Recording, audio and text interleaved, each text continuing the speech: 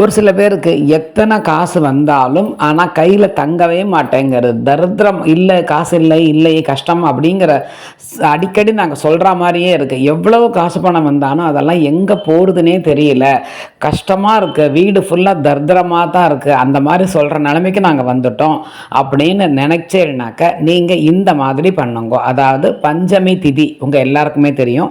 அந்த பஞ்சமி திதியில் நீங்கள் 5 விளக்கு, குத்து விளக்கு ஒன்று ஏற்றி வச்சுட்டு அகல் விளக்கு 5 விளக்கு ஏற்றி வைங்க. பஞ்சம் பூதம் சொல்லுவா பார்த்தீங்களா, பஞ்சம் அப்படின்னா 5ன்னு அர்த்தம். ஸோ அந்த 5 விளக்க அழகாக நெய்யோ இல்லை தீபம் எண்ணெய், எந்த எண்ணெயாக இருந்தாலும் பரவாயில்ல, பட் விளக்குக்கு ஊற்றுற எண்ணெயாக இருக்கணும்.